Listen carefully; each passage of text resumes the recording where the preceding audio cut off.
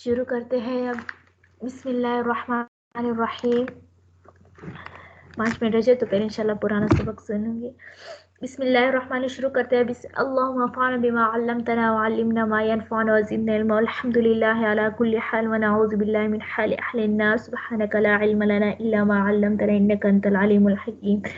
تو ہم نے یہ کل بات پڑھی تھی والاسمان المطلقۃ لا تصح، یعنی اسمان مطلقہ کی بیع جائز نہیں ہے. اسمان مطلقہ سے مراد وہ سمن، یعنی سمن جو ہے کیش کو کہا جاتا ہے، چاہے سونا ہو، درہم ہو، پیسے ہو، سمجھے جو بھی، لیکن جو مشتری کی طرف سے ہو، یعنی اسمان ہو، سمن ہو. تو اسمان مطلقہ یعنی وہ سمن جو کہ غائب ہو یا جس کی مقدار صفت معلوم نہ ہو، کیا ہو، اس کو اسمان مطلقہ یعنی کیا کرتے ہیں بیع میں تو سمن مطلق بول دیا، سمجھے، کسی بات کی تخصیص نہیں کی کہ آیا میں آپ کو پاکستانی روپے دوں گی، امریکہ روپے دوں گی، درہم دوں گی، دینار دوں گی، یہ نہیں ہے، اس کو اسمان مطلقہ کہتے ہیں.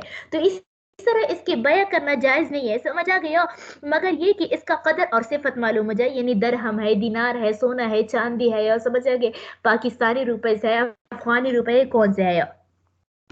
ويجوز البيع، یہاں سے نیا سبق ہے کہ یعنی بیع جو ہے یہ کبھی کبھار جو ہے ادار بھی ہوتا ہے، نقد بھی ہوتا ہے، سمجھ آ گیا، یعنی ہاتھ در ہاتھ، یعنی یعنی ہینڈ ٹو ہینڈ جو ہے وہ کیا ہو جائے، بیع ہو جائے، سمجھ آ گئی ہو، یعنی آپ یعنی کیا ہو جائے، بائر جو ہے وہ کیا کر دیتا ہے، مبیع دیتا ہے، مشتری سمن دے دیتا ہے، سمجھ آ گیا، سمن دے دیتا ہے. تو یہ جو ہے ہاتھ در ہاتھ ہے. اور بعض جو ہے وہ کیا ہوتا ہے، ادار ہوتا ہے. کیا ہوتا ہے، ادار ہوتا ہے، یعنی بائر جو ہے کوئی چیز جو ہے بیچ دیتا ہے، لیکن اس کا 1 سال جو ہے متعین کر لیتا ہے، یا 1 مہینہ متعین، یعنی کوئی فکس وقت جو ہے مقرر رہتا ہے کہ اس وقت تک میں دے دوں گی. تو یہ جو ہے بیع معجل ہوتا ہے. کیا ہوتا ہے، معجل. تو دونوں طرح جو ہے بیع کرنا جو ہے وہ جائز ہے. دیکھو ويجوز البيع بثمن حال، اور جائز ہے بیع کرنا، کیا ہے اور جائز ہے بیع نقد. بثمن حال کو کہتے ہیں بیع نقد، یعنی ويجوز البيع بیع جائز ہے بثمن حال، یعنی فوری سمن کے ساتھ ہو، وہ مؤجل اور ادار کے ساتھ. اذا كان الاجل معلوما، جب اس کا مقرر یعنی مدت جو ہے وہ معلوم ہو، یعنی یہ نہیں ہو معلوم، یہ اگر کیا ہو جائے مدت معلوم نہیں ہو کہ کتنے مہینے کے بعد دینا ہے، تو پھر چونکہ مفضی الی النزاع ہوتا ہے نا، یعنی جگہ کی طرف بات جائے گی، تو اسی وجہ سے وہ جائز نہیں ہوتا ہے. آگے فرماتے ہیں کہ اگر کسی نے جو ہے بیع کر دیا، کیا کر دیا، بیع کر دیا. مثال کے طور پر میں جو ہے آصف بابا جی کے ساتھ بیع کرتی ہوں، سمجھا کہ کتاب کی مختصر القدوری کی. اب جو ہے اس نے مجھے نہیں بتایا کہ ہاں، یعنی ہم نے یہ تو طے کی کہ اتنے روپے 200 روپے دیں گے، سمجھے کہ 200 درہم پر 200 روپے دینا ہے. اس کتاب کا مختصر القدوری کتاب کا آپ نے مجھے 200 درہم ہے، لیکن اس نے مجھے یہ نہیں بتایا کہ آیا پاکستانی روپے دینے ہیں، آیا کیا کس چیز کی، یعنی افغانی روپے دینے ہیں، آیا درہم دینے ہیں، آیا دینار دینے ہیں، کون سی روپے دینے ہیں. تو اسی وجہ سے جو ہے تو اب اس میں کون سا جو ہے کیش واجب ہوتا ہے، سمجھے، کون سی روپے واجب ہوتے ہیں، پاکستانی واجب ہے. تو دیکھا جائے گا، تو اگر کیا ہو اس شہر میں جہاں پر بیع ہو رہی ہے، سمجھا کہ میرے اور آصف وقت بیع ہو رہی ہے، بس اگر اس شہر میں جو غالب ہو، سمجھے جو سکے غالب ہو، جیسے اگر پاکستان میں بیع ہو رہے تو چونکہ اس میں پاکستانی روپے ہی استعمال ہوتا ہے، تو ہم اس کو پاکستانی روپے پر محمول کریں گے، میں اس کو 200 پاکستانی روپے دے دوں گی، سمجھا کہ. لیکن اگر کوئی ایسا ملک ہو جس میں ہر قسم کے سکے جو ہے رائج ہے، ہر قسم کے پیسے جو ہے استعمال ہوتا ہے، تو پھر اس صورت میں جو ہے وہ کیا ہو جاتی ہے، بیع جو ہے فاسد ہو جاتی ہے. کیونکہ اب متعین کرنا مشکل ہے، غالب پر محمول بھی نہیں ہو سکتا کیونکہ ایک بھی غالب نہیں ہے. تو اسی وجہ سے جو ہے یعنی یہ سمن مطلق رہے گا. جب سمن مطلق رہا تو اس کی بیع بھی جائز نہیں ہوگی بلکہ فاسد ہوگی، مگر یہ کہ ان میں سے کوئی ایک جو ہے یعنی جب تک جو ہے سکہ واضح نہ کرے کہ کون سا واجب ہے. دیکھو ومن اطلق الثمن فی البیع، اور جس نے سمن مطلق رکھا، سمن مطلق میں نے بتا دیا نا کہ کوئی چیز متعین نہیں کیا، نہ تو اس کی صفت متعین کی کہ درہم ہے، دینار ہے، پاکستانی ہے، اور نہ مقدار متعین کی کتنے دینے ہیں، سمجھ آ گیا.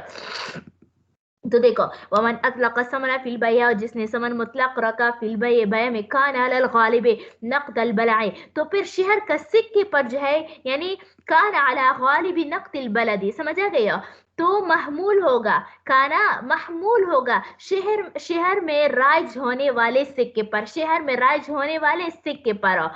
فَإِنْ كَانَتِ النُّقُودُ مُخْتَلِفَةً بس اگر اس سکے مختلف رائج ہو یعنی کسی پر بھی ترجیح غالب و غالبیت حاصل نہیں ہو فالبیع فاسد تو پھر بیع فاسد ہوگی الا مگر یہ کہ کسی ایک کو بیان کرے یعنی اگر سکہ متعین کرے تو پھر جو ہے کیا ہو جائے گی جائز ہو جائے گی ورنہ یعنی اگر مجلس سے پہلے جو ہے وہ متعین کر لے کہ ہو پاکستانی روپے دینا ہوگے تو پھر تو جو ہے وہ جائز ہو جائے گے لیکن مجلس سے اٹھ گئے کسی نے بھی متعین نہیں کیا تو پھر جو ہے بیع کیا ہوگی فاسد ہوگی آگے بیان فرماتے ہیں کہ ہو یعنی بیع جو ہے کون سی چیزوں کے ساتھ بیع ہوتی ہے مطلب گندم ہے اس کو کلو کے حساب سے بیچنا ہوتا ہے یا برتن کے حساب یعنی ہم کہتے ہیں نا کہ اس کی مقدار بھی معلوم ہونی چاہیے صفت بھی معلوم ہونی چاہیے تو مبیع کے لیے آیا کوئی خاص ایک چیز مقرر ہے جس کے ذریعے سے ہم بیچا جائے تو اسی کا بیان ہے تو دیکھو وَيَجُوزُ بَيْعُ الطَّعَامِ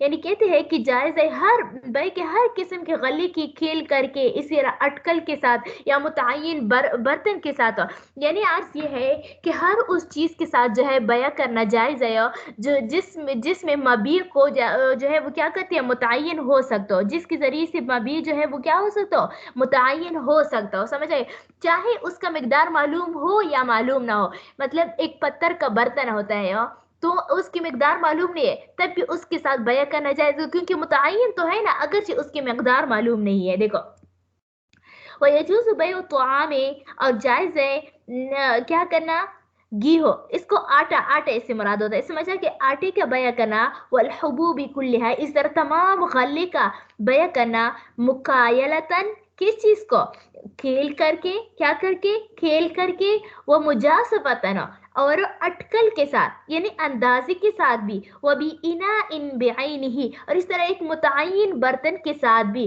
لا یعرف مقدارہ جس کا مقدار جو ہے معلوم نہیں ہو او بوزن حجر بعینہ یا ایک کو پتھر کے ساتھ پتھر سے مراد ہے یعنی ایک کو پتھر کا برتن ہو کیا ہو ایک پتھر کے برتن ہو لا یعرف مقدارہ جس کی مقدار معلوم نہیں ہے لیکن چونکہ وہ متعین ہے تو اسی وجہ سے جو ہے اس میں بھی مفضی الی النزاع نہیں ہوتی تو اس وجہ سے اس کے ساتھ جو ہے وہ بھی بیع کرنا جائز ہے لیکن یہ بات یاد رکھے کہ ایسا برتن نہ ہو جو کبھی کم ہوتا ہے کبھی بڑھتا ہے کبھی کم ہوتا ہے کبھی بڑھتا ہے یعنی ایک فکس جو ہے برتن ہو سمجھا اس طرح ایسا برتن نہ ہو جو ٹوٹتا ہو سمجھ آ گئی ہو تو کیونکہ پھر جو ہے اگر آگے جو ہے وہ جھگڑا پیدا ہوئے تو ہم اسی کی طرف رجوع کریں گے نا اس برتن کی طرح اب وہ برتن تو ٹوٹ گیا ہے تو ہم کیا کریں گے تو اسی وجہ سے جو ہے جھگڑے بچانے کے لیے جو ہے برتن کا متعین ہونا تو یعنی مقدار تو معلوم ہونا ضروری نہیں ہے لیکن متعین ہونا ضروری ہے یعنی متعین برتن ہو متعین پتھر ہو اس طرح اٹکل سے اندازے کے ساتھ لگائے تو یہ بھی جائز ہے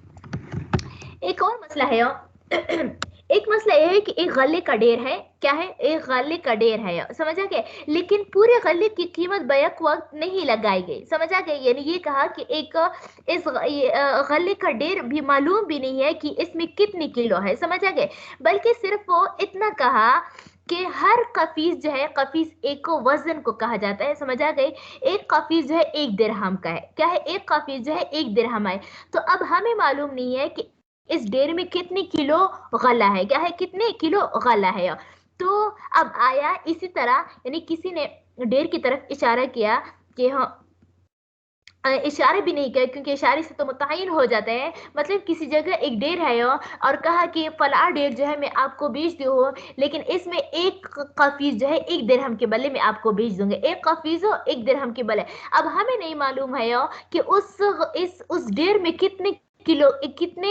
قفیز آتے ہیں کیا ہوتے ہیں کتنے قفیز آتے ہیں تو آیا اسی طرح ڈیر کی بیع کرنا جائز ہے یا جائز نہیں ہے جس میں جو ہے معلوم نہیں ہے کہ کتنے ہیں سمجھ جس میں یعنی کہ جس کی مقدار معلوم نہیں ہے تو اس میں امام ابو حنیفہ اس میں اختلاف ہے تھوڑا سا امام ابو حنیفہ رحمۃ اللہ علیہ جو ہے وہ فرماتے ہیں کہ نہیں اس میں صرف ایک قفیز کی بیع جائز ہوگی ایک قفیز کی بیع جائز ہے کیونکہ اس کی اقل تو معلوم ہے نا، ظاہر سی بات ہے اتنا سارا ڈیر تو اس میں ایک کا فیس تو ہوگا نا، تو جب ایک کا فیس جو ہے متعین ہوا، اب باقی ہمیں متعین نہیں ہے کہ 2 ہے 3 ہے 4 ہے کتنے ہے 5 ہے 10 ہے، تو جب ایک کے بارے میں یقین ہے کہ اس ڈیر میں 1 کلو ایک کا فیس ہے، تو اسی وجہ سے اس ایک کا فیس میں تو بیع جائز ہو جائے گی اور باقی میں جو ہے وہ جائز نہیں ہوگی. سمجھ آ گئی؟ یہ کس کا قول ہے؟ امام ابو حنیفہ رحمۃ اللہ کے نزدیک. تو ان کی دلیل یہ ہے کہ ایجاب و قبول سے پہلے پوری مبیع کی پوری قیمت تو کیا معلوم ہونا ضروری ہے. سمجھا کہ اب یہاں پر تو پوری مبیع معلوم نہیں ہے کہ اس ڈیر میں کتنے قافیز ہے. جب پورا مبیع معلوم نہیں ہے تو پورا ثمن بھی معلوم نہیں ہوا نا، کیونکہ پتہ نہیں کتنے درہم واجب ہوتا ہے. تو اسی وجہ سے وہ کہتے ہیں کہ اس میں صرف ایک ہی قفیز میں بیع جائز ہوگی، باقی میں جو ہے باطل ہوگی. کیا ہوگی؟ باطل ہوگی. جبکہ صاحبین فرماتے ہیں کہ نہیں، پوری ڈیر میں جو ہے وہ کیا ہوتی ہے، اس میں بیع جائز ہے. ان کا دلیل یہ ہے کہ یہ تو بائع مشتری کے ہاتھ میں ہے. کیا ہے؟ ہاتھ میں ہے. چل جا کر جو ہے اس ڈیر کو معلوم کر لے. کیا کر لے؟ ڈیر کو. تو اسی وجہ سے یہ معاملہ، یہ مسئلہ جو ہے مفضی الی النزاع نہیں ہے، یعنی جھگڑے کی طرف لے جانے والا نہیں ہے. تو اسی وجہ سے اس میں بیع جائز ہو جائے گی. اب لوگوں کو سمجھ آ رہی ہے؟ لکھ کر بھیج دے یا کہہ دے کہ جی سمجھ آ رہی ہے. اگر سمجھ نہیں آ رہی ہے تو پھر دوبارہ بتا دیتی ہوں.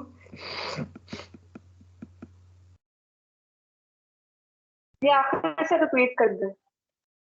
کیا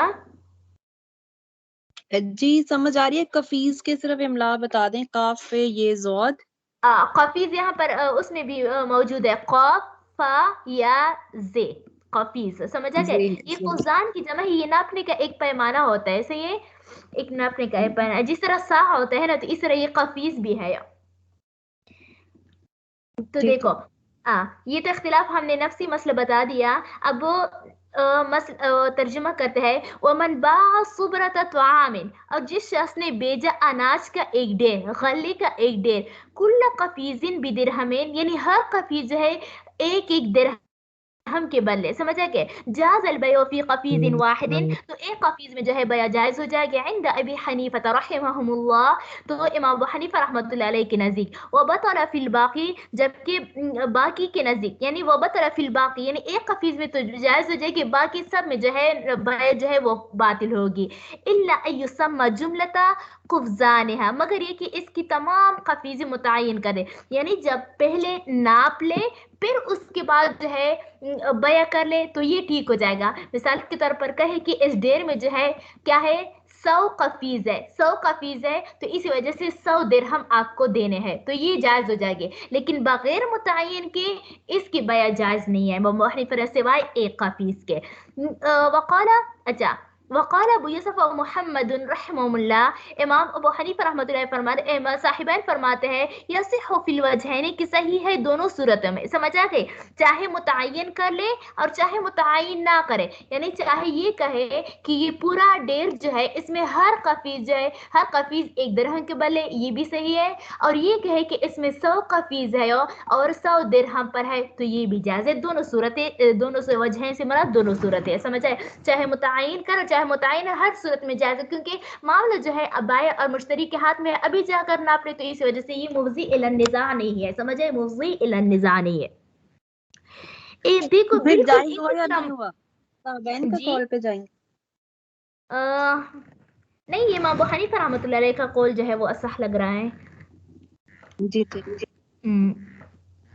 ایک اور یعنی بالکل اسی طرح جس طرح یہ صبرتن یعنی اناج کا ایک ڈیر کا جس طرح ہے، یہاں پر جو ہے بکریوں کا ریوڑ. سمجھا کہ بکریوں کا ریوڑ جو ہے بالکل خوب اسی طرح مسئلہ ہے، لیکن وہاں پر جو ہے سب صحابہ کرام یعنی ہمارے تمام فقہا فرماتے ہیں کہ جائز نہیں ہے. سمجھا گیا؟ یعنی وہاں پر امام ابو حنیفہ رحمۃ اللہ علیہ کے ساتھ صاحبین بھی ہیں، وہ بھی کہتے ہیں کہ اس میں جو ہے کیا ہے، بیع فاسد ہوگا، جائز نہیں ہوگا. وہ مسئلہ یہ ہے کہ ہو ایک بکریوں کا ریوڑ ہے. کیا ہے؟ ایک بکریوں کا ریوڑ ہے. بائع مشتری کی کہتے ہیں کہ اس ریوڑ میں جتنی بکریاں ہیں، یعنی بکریوں کی تعداد معلوم نہیں ہے. کیا ہے؟ تعداد معلوم نہیں. وہ کہتے ہیں کہ ان بکریوں میں جتنے ریوڑ ہے، اس میں ہر بکری ایک درہم کے بدلے ایک درہم کے بارے. تو آیا اس طرح بیان کرنا جائز ہے یا جائز نہیں ہے؟ تو جمیع فقہا کے قول کے مطابق کہ اس میں جو ہے بیان کرنا جائز نہیں ہے. امام ابو حنیفہ رحمۃ اللہ علیہ تو اسی وجہ سے کہتے ہیں کیونکہ یہ وہ کہتے ہیں کہ کیا ایجاب و قبول سے پہلے مبیع اور ثمن کا متعین ہونا ضروری ہے. اور یہاں پر جو ہے ریوڑ متعین نہیں ہے کہ اس میں کتنی بکریاں ہے، کیا ہے اس کی مقدار معلوم نہیں ہے کہ کتنی بکریاں ہے، تو اسی وجہ سے جو ہے یعنی کتنی بکریاں ہے تو اسی وجہ سے یہ جائز نہیں ہوگا. وہ تو صحیح ہے، امام ابو حنیفہ رحمۃ اللہ پہلے مسئلے میں بھی یہی کہتے ہیں، ابھی اسی مسئلے میں بھی یہی کہتے ہیں. لیکن سوال اٹھتا ہے صاحبین کی مذہب پر کہ وہ پہلے والے مسئلے میں جو ہے وہ کہتے ہیں کہ جائز کہ یعنی جائز ہے، جبکہ یہاں پر کہتے ہیں کہ جائز نہیں ہے. تو اس میں وجہ فرق ہے کہ ہاں اصل میں وہاں پر ایک قفیس دوسرے قفیس کے بقدر ہوتا ہے. سمجھ آئے؟ جو ایک قفیس ہوتا ہے وہی دوسرے قفیس میں بھی آتا ہے، یعنی جتنی گندم ایک قفیس کے اندر آتا ہے دوسرے قفیس کو بھی اگر ناپنا چاہے تو اس میں بھی آتا ہے. سمجھ آ گئی؟ جبکہ یہاں پر بکری میں فرق ہوتا ہے. یعنی اس میں تو ہر قسم، یہ ایک ریوڑ میں تو ہر قسم کی بکریاں ہوتی ہے. سمجھ آ کہ کیا ہوتے ہیں؟ ہر قسم کی بکریاں ہوتی ہے. ہو سکتا ہے کہ سارے کی سارے جو ہے دبلے لاغرے ہو، کمزور ہو. سمجھ آ گئی؟ اور ایک بکری دوسری بکری سے وزن میں، قیمت میں، قوت میں، ضعف میں، ہر قسم میں جو ہے وہ کیا ہو جدا ہوتی ہے. سمجھ آ گئی؟ کیا ہوتا ہے؟ جدا ہوتی ہے. اب جو ہے ابھی ایک ریوڑ مشتری نے کیا کر دیا، لے لیا، لیکن جب وہ خرید لیا پھر اس کے بعد جو ہے اس نے دیکھا کہ یہ پورا کا پورا ریوڑ جو ہے وہ کیا ہے اس میں ساری بکریاں لاغ رہا ہے. تو یہ جھگڑا پیدا ہو سکتا ہے یہ نہیں ہو سکتا ہے نا. جبکہ پہلے میں جو ہے وہاں پر ایک قفیس کے دیکھنے سے جو ہے دوسرے قفیسوں کی تعداد متعین ہو جاتی ہے کہ ہاں یہ بھی اچھے ہے، جب پہلا قفیس اچھا ہے تو دوسرے بھی اچھا ہے. جبکہ یہاں پر ایک بکری میں کیا دیکھنے سے جو ہے پورا ریوڑ کا اندازہ نہیں لگا سکتے، کیونکہ اس میں ایک بکری جو ہے دوسرے بکری سے جسامت میں، وزن میں، قیمت میں، ضعف میں، ہر قسم میں مختلف ہوتے ہیں. تو اسی وجہ سے جو ہے وہ یہ مفضی الی النزاع کا سبب ہے. کیا ہے مفضی؟ میم فا ضاد یا، اس پر کڑا زبر ہے. مفضی کہتے ہیں لے جانے والے، الی النزاع، نزاع کہتے ہیں جگہ کو. یعنی یہ حالت جو ہے یہ مسئلہ جو ہے مفضی الی النزاع ہے، بائع اور مشتری کے درمیان جو ہے جھگڑا پیدا ہو سکتا ہے. تو اسی وجہ سے اس کو منع قرار دیا.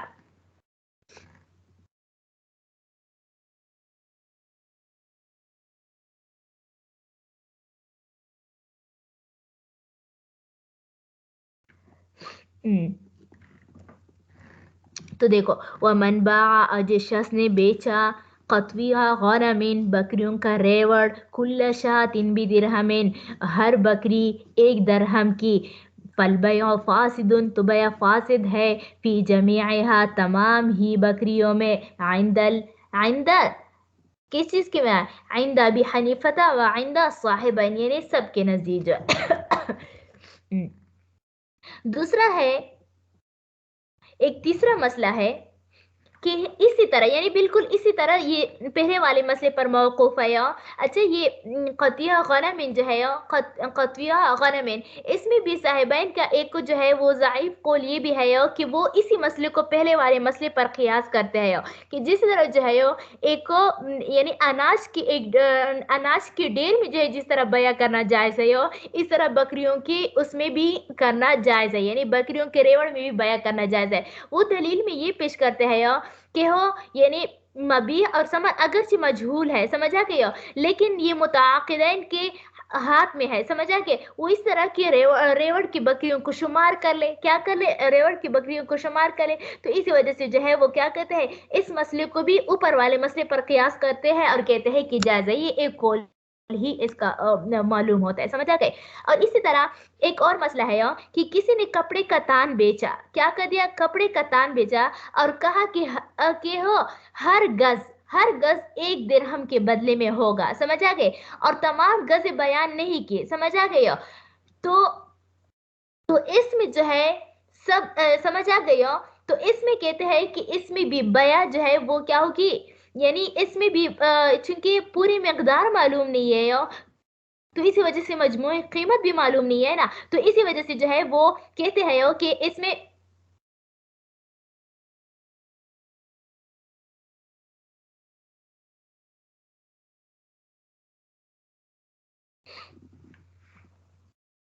तो देखो समझ आ गई कि देखो कि किसी ने कपड़े का तान बेचा और कहा कि हर गिज एक दिरहम, यानी हर गज जो है वो एक दिरहम के एवज में है, समझ आ गए। और तमाम गज जो है वो क्या कर दिया, बयान नहीं की, क्या कर दिया, बयान नहीं की।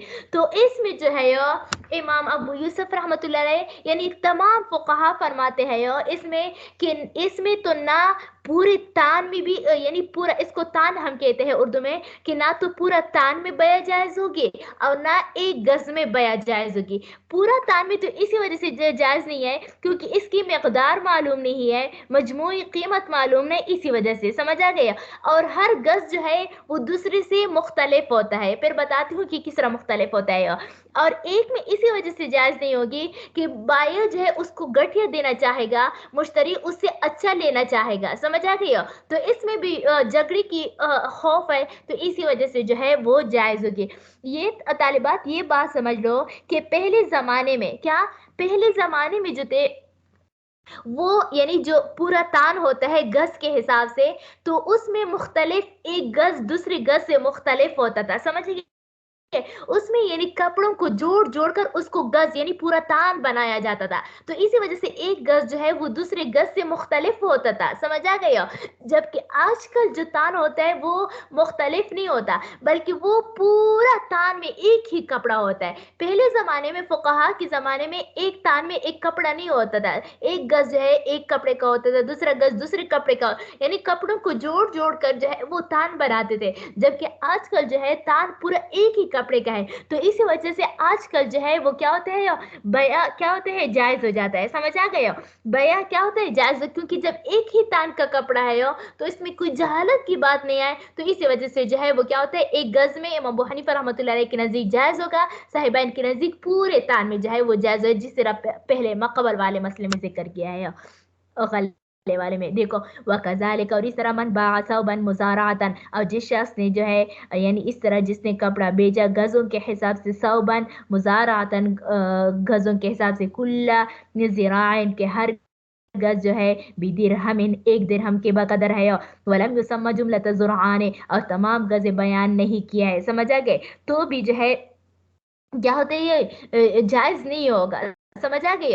फल बय फासिदुन, यानी बय जो है वो फासिद हो जाएगा, क्योंकि यहाँ पर तान यानी एक गज जो है दूसरे से मुख्तलिफ है, तो इसी वजह से मुवज़ी इलन निज़ाह की वजह से जो है ये भी बय फासिद होगा। अच्छा आगे देखो एक और मसला है कि एक गले का ढेर है और उसमें 100 कफीज है, क्या है, 100 कफीज जो है गंदम है सब। अब बाया ये कहता है कि 100 दिरहम के बदले दूंगा, यानी 100 कफीज 100 दिरहम के बदले दूंगा, चूंकि मकदार भी मालूम हो चुकी है और मजमूई कीमत भी मालूम है, 100 दिरहम है, मकदार मालूम है 100 कफीज, मजमूई कीमत मालूम है 100 दिरहम, इसलिए पूरी डेर की बया हुई, समझ आ गई हो, तो ये बया तो जायज हो गई। लेकिन फिर उसको नापने के बाद जो है 90 कफीज निकले, क्या निकले, 90 कफीज, ये समझ ले अच्छी तरह। इसी के साथ जो है नीचे ऊपर यानी नीचे की मसाइल भी इसी तरह इसी पर मुतफर होकर आ रहा है, समझ आ गया।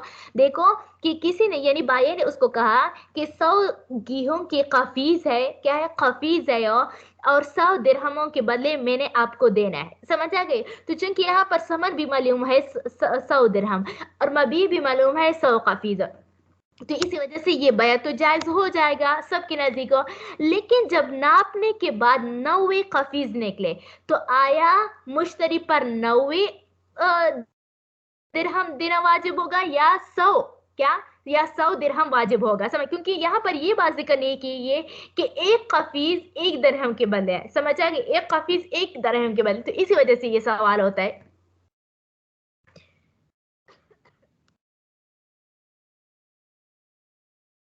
अच्छा तो देखो अब अगर तो देखो अब वो चूंकि 90 के बाद निकला है, तो इसी वजह से उस पर 90 दिरहम में क्या होगा, वाजिब हो गए। क्यों, क्योंकि अगरचे उन्होंने जो है वो क्या किया है ایک درہم یعنی ایک درہم کے بدلے ایک قفیز یہ ذکر نہیں کی، لیکن وہاں پر تو انہوں نے یہ بھی شرط لگائی تھی نا کہ 100 قفیز ملیں گے. کیا ملیں گے؟ 100 قفیز ملیں گے. تو اسی وجہ سے جو ہے اب اس کو اختیار ہے اگر 90 درہم دینا چاہے اور اگر اس بیع کو جو ہے فاسد کرنا چاہے یعنی ختم بھی کر سکتا ہے، کیونکہ ابھی اس نے اس کو وعدے کے مطابق 100 قفیز نہیں مل رہے ہیں، تو اسی وجہ سے جو ہے وہ کیا ہوں گے، وہ بیع جو ہے فسخ جو ہے وہ کر سکتا ہے. سمجھا کہ کیا کر سکتا ہے؟ بیع فسخ کر سکتا ہے. اچھا لیکن اچھا ادھر ایک بات ہے، وہ تھا نا کہ مجلس برخاست ہونے سے پہلے آپ فاسد کر سکتے ہو. اب گھر جا کے پتہ چلا ہے یا کہ آپ نکل گئے اور آپ کو پتہ چلا ہے جی کم ہے اماؤنٹ، 90 ہے، 100 نہیں ہے، 90 ہے. لیکن یہ وہ تو مجلس سے پہلے. کس طرح آپ کا سوال ہے؟ دوبارہ کر لیں. مطلب جو اماؤنٹ آپ نے مانگی 100 قفیز 100 درہم دے دیے، اب آپ وہاں سے اٹھ کے آپ گھر آ گئے اور آپ نے گھر آ کے آپ نے پتہ کیا کہ جی یہ تو پورا ہے ہی نہیں اماؤنٹ، یہ تو 90 ہے، تو اب آپ واپس جا کے پیسے ریفنڈ یعنی مانگ سکتے جی ہو. بالکل کر سکتے ہیں، کیونکہ بیع جو ہے وہ کیا ہوتا ہے، یعنی یہ بیع جب فسخ ہوتے ہے، ختم ہوتے ہو، تو وہ کیا ہوتا ہے اس مجلس کے ساتھ خاص نہیں ہوتا، وہ تو صرف ایجاب و قبول جو ہے اسی مجلس کے ساتھ خاص ہوتا ہے. باقی جو ہے وہ بعد میں جو ہے اگر آپ کو یعنی اس مبیع میں جو ہے وہ کمی نظر آئی یا عیب نکلا، سمجھ آئیے، تو پھر جو ہے گھر جا کر بھی جو ہے یہ تمام چیزیں کر سکتے ہو. ٹھیک ہے، اوکے.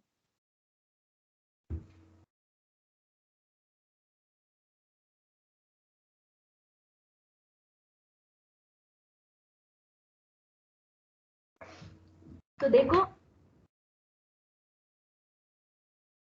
یہاں پر یہ ایک یعنی یہاں پر تو یہ کہہ دیا نا، دیکھو ومن ابتاع صبرۃ طعام، اور جس شخص نے بیچ دیا، کیا کر دیا، بیچ دیا ایک گندم یعنی غلے کا ڈیر، اعلیٰ اس بات پر انہا مئۃ قفیز بمئۃ درہم کہ 100 قفیز جو ہے وہ 100 درہم کے بدلے میں ہے، فوجدہا اقل من ذالک، بس اس نے پایا اس سے کم یعنی 80 قفیز پایا، کان المشتری بالخیار، تو مشتری کو خیار ہوگا یعنی اختیار ہوگا، ان شاء اخذ الموجود بحصته من الثمن، کہ اگر وہ چاہے تو موجودہ جتنے بھی موجود ہے 90 قفیز موجود ہے یا 80 قفیز موجود ہے تو اتنی ہی ثمن کے بدلے میں وہ لے لے. سمجھا گے؟ وَإِن شَاءَ فَسَخَ الْبَيْعَ، اور اگر چاہے بیع کو فسخ کرے. وَإِن وَجَدَهَا أَكْثَرَ، ہاں اب اور یہ سوال ہوتا ہے کہ اگر اکثر کیا کر دیا پا لیے یعنی 110 قفیز مل گئے ڈیر میں نکلے، سمجھا گئے،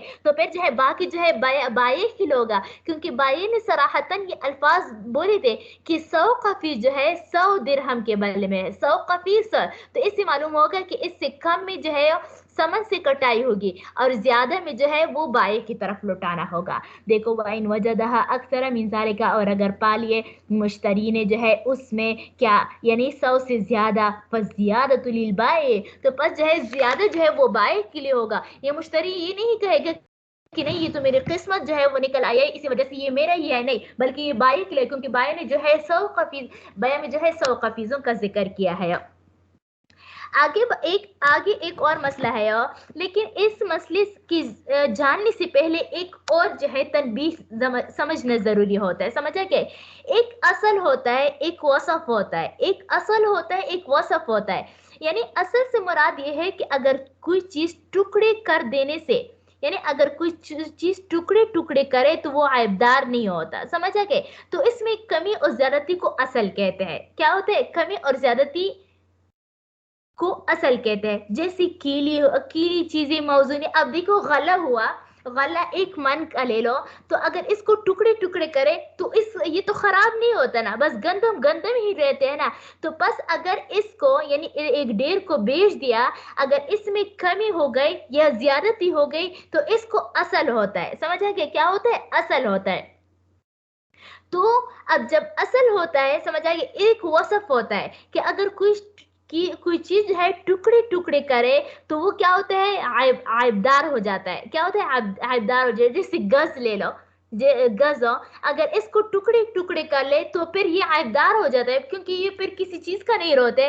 और इसमें कमी और ज्यादती को वसफ कहते हैं। क्या होते हैं? देखो, अगर कोई चीज टुकड़े टुकड़े कर देने से आयबदार ना हो जाए तो इसमें कमी और ज्यादती को असल कहते हैं। अगर कोई चीज टुकड़े टुकड़े कर देने से आयबदार हो जाए तो उसमें कमी और ज्यादती को वसफ कहते हैं। समझा कि कमी और ज्यादती को वसफ कहते हैं। जैसे पैमाइशी चीजों में गज, ये वसफ है। और इस तरह कीले और वजनी चीजों में कमी ज्यादती ये असल है। अब दूसरी बात ये जान लो कि वसफ के मुकाबले में अलग सी कोई कीमत नहीं होती। वसफ के मुकाबले में अलग सी कोई कीमत नहीं होती, जबकि असल के मुकाबले में एक कीमत होती है। समझ आ गए? क्या होता है? कीमत होती है।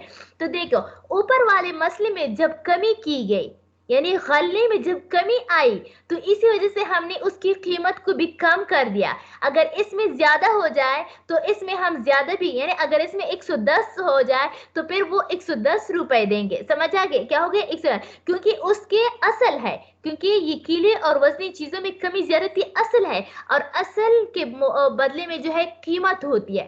कीमत होती है, यानी जब 100 का फीस का वादा किया गया वो कम निकल आए, 80 निकल आए, तो 520 रुपए काट डालेंगे, क्योंकि इसके बदले में कीमत मौजूद थी। समझ आ गया? क्या थी? कीमत मौजूद थी।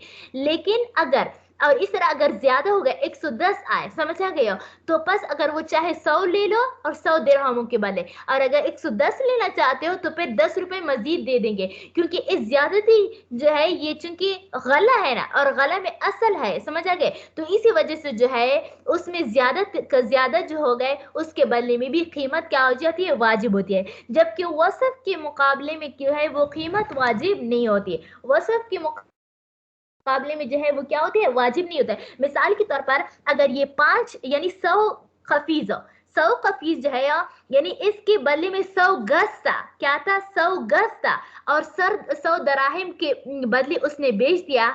बस अगर गज कम हो गया, 80 हो गए ना, तो बस उसको इख्तियार है कि हो अगर इस बया को फसख करना चाहे, खत्म करना चाहे तो खत्म तो कर सकता है, लेकिन ये नहीं कह सकता है कि यहाँ पर चूंकि 80 गज निकल आया है तो इस वजह से मैं 80 रुपए दूंगी। नहीं, क्योंकि गज जो है वसफ है, और वसफ में कमी और ज्यादती के बदले कीमत वाजिब नहीं होता। पर जब गज कम 80 निकल आए तब भी आप पर 100 रुपए वाजिब होगा। समझे? क्यों? क्योंकि इसके बदले में जो है, ये कमी के बदले में जो है वो कीमत नहीं होती। बस जब 100 गज कह दिया तो 100 रुपए ही वाजिब होंगे। क्या होगी? क्योंकि इसके कम और या ज्यादा। इस तरह अगर 110 गज निकल आए ना, तो ये एक 10 मजीद जो निकल आए, तो यानी ये बाय ये नहीं कह सकता कि इसके बदले में मुझे क्या दो, मुझे यानी मजीद तो कीमत दे दे, नहीं, बस बल्कि ये मुश्तरी का होगा।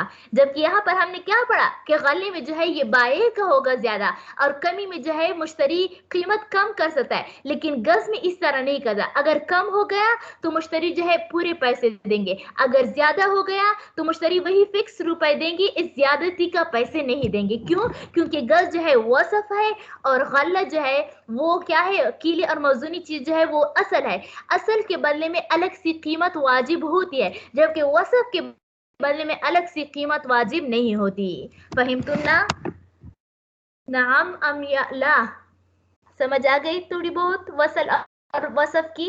ताकि ये 2-3 मसाइल हम पढ़ रहे हैं ना, तो इसके बदले में हम जो है यानी इनके लिए ये यानी क्या करना, तमहीद का जानना जरूरी है। या उम्मीद करते हो आप लोगों को समझ आई हुई होगी,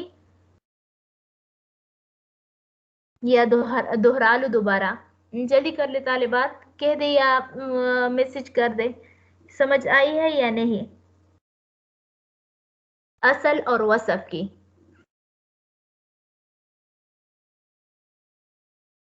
दोहरा लो या नहीं?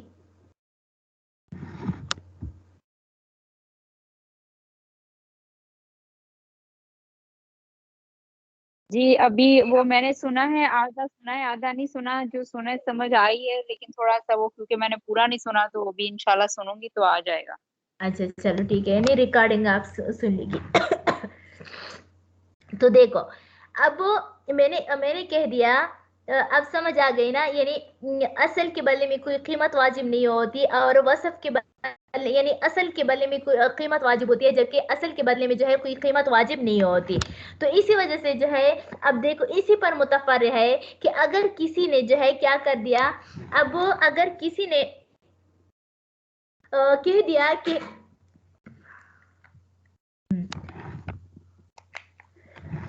کیا یعنی وَمَنِ اشْتَرَى ثَوْبًا عَلَىٰ، اور جس نے کپڑا خریدا انَّهُ عَلَىٰ اس بات پر انَّهُ عَشْرَةُ أَزْرٍ بِعَشَرَةِ دَرَاهِمَ، سمجھا گئی ہو کہ ہو 10 گز جو ہے 10 درہم میں ہے، او ارزن یا زمین اس شرط پر انَّهَا 100 ذراعٍ کی کہ زمین جو ہے وہ 100 گز جو ہے 100 درہم پر ہے.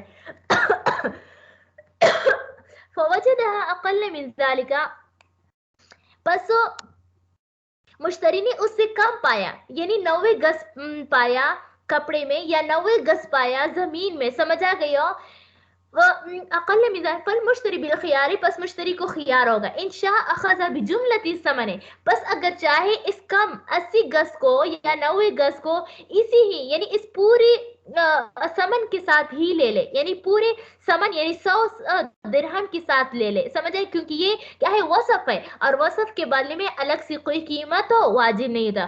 وَإِن شاء، اور اگر چاہے ترکہا چھوڑ لے، کیونکہ انہوں نے تو 10 گز یا 100 گز کا وعدہ کیا تھا، تو اسی وجہ سے جو ہے وہ چھوڑ بھی سکتا ہے، لیکن یہ نہیں کہہ سکتا کہ میں آپ نے کم مجھے دے دیا اسی وجہ سے میں کم روپے دے دوں گی، نہیں، کیونکہ یہ وصف ہے اور وصف میں جو ہے کوئی الگ سے قیمت واجب نہیں ہوتا. وَإِن وَجَدَ أَكْثَرَ مِنَ الذِّرَاعِ الَّذِي سَمَّاهُ، اور اگر 10 گز میں کپڑے میں 10 گز سے زیادہ نکلا یا زمین میں 10 گز 100 گز سے زیادہ نکلا تو پھر جو ہے یہ مشتری کا ہوگا. اب بیع کو اختیاری حاصل نہیں ہوگا کیونکہ زیادہ ہے، اس وجہ سے آپ مجھے زیادہ پیسے دے دیں، 100 کے بجائے جو 110 دے، نہیں، کیونکہ وصف میں جو ہے الگ سے کوئی چیز وہ قیمت واجب نہیں ہوتے. دیکھو وَإِن وَجَدَهَا أَكْثَرَ مِنَ الذِّرَاعِ الَّذِي سَمَّاهُ، پس اگر زیادہ پایا، مشتری نے زیادہ پایا اس کو، اکثرا اس سے زیادہ الذی سماہ، جس نے جو نام لیا ہے اس کا، یعنی جتنا اس نے لیا ہے، فہی للمشتری، پس وہ مشتری کو، ولا خیار للبائع، اور بائع کے لیے الگ سے کچھ چیز واجب نہیں ہوتی. اور اگر کہا کہ ہو یعنی آگے سے یہ ہے کہ کپڑے اور زمین میں گز جو ہے یہ صفت ہے، سمجھا گیا، لیکن اگر اسی صفت کو اصل بنایا جائے، کیا ہو جائے، اس صفت کو اصل بنایا جائے، وہ اسی طرح کہ یہ تو کہا کہ 100 گز جو ہے 100 روپے ہے، لیکن ساتھ ساتھ میں یہ کہے کہ ہر گز جو ہے ہر 1 روپے کا ہے، ہر گز نہ 1 گز جو ہے 1 درہم کا ہے، تو یہ متعین کیا نا، تو اسی متعین کے ساتھ جو ہے یعنی 1 گز کو متعین کیا، تو اسی وجہ سے پورے ڈیر کا قیمت نہیں لگائے، تو اسی وجہ سے اس کی وجہ سے جو ہے یہ وصف جو ہے وہ اصل میں تبدیل ہو جائے گا، اور وصف کے بدلے میں الگ سی قیمت واجب ہوگی. بس اگر انہوں نے جو ہے الگ سی یعنی اس سے کمی ہو گئی، کیا ہو گئے، کم ہو گئے، تو پھر جو ہے وہ مشتری سامان بھی کم دے سکتا ہے، اور اگر زیادہ ہو گئے تو بائع کے لیے وہ زیادتی ہوگی، یعنی وہ روک سکتا ہے بائع. دیکھو ان قالا، اور اگر کہا بیع تو کہا کہ میں نے بیچ دیا آپ کو یہ علی اس پر انہا 100 ذراع 100 درہم کے 100 گز جو ہے 100 درہم کا ہے، کل ذراع بدرہم، اور ہر گز جو ہے ہر درہم کا. دیکھو اوپر والے 2 مسئلے میں کل ذراع بدرہم یعنی ہر گز جو ہے 1 درہم کے بلے، ہر گز جو ہے ہر یعنی 1 درہم کے بلے، یہ بات ذکر نہیں کی ہے، تو اسی وجہ سے وہ وصف تھا، یہاں پر تو وصف کو اصل بنا لیا گیا ہے. فوجدها ناقصة، پس اس نے کم پایا، فهو بالخيار، پس اس کو اختیار انشاء، اور اگر چاہے اخذها لے لے اس کو بحصتها اپنے حصے کے قدر من ثمن سے، یعنی اگر 100 گز 80 گز نکلا ہے تو پھر 80 درہم اس پر واجب ہوگی. انشاء ترکہا، اور اگر چاہے تو چھوڑ بھی سکتے ہیں، کیونکہ انہوں نے تو 100 گز کا وعدہ کیا اور 100 سے کم ہے، اسی وجہ ہے. وَإِن وَجَدَهَا زَائِدَةً، اور اگر اس نے زیادہ پایا 110 پایا، کان المشتری بالخیار، پس مشتری کو خیار ہوگا، انشاء اخذ الجمیع کل ذراع میں، اگر چاہے ان 110 کو لے لے ہر ذراع کو ہر درہم کے بلے، یعنی 110 درہم میں لے لے. وَإِنشَاءَ فَسَخَ الْبَيْعَ، اور اگر چاہے بیع کو فسخ کرے، کیونکہ وہ تو لینا نہیں چاہتا زیادہ کو، تو اس وجہ سے کم کو بھی نہیں لے سکتا. یہ انشاءاللہ کل پھر پڑھ لیں گے، ٹائم بھی پورا ہے.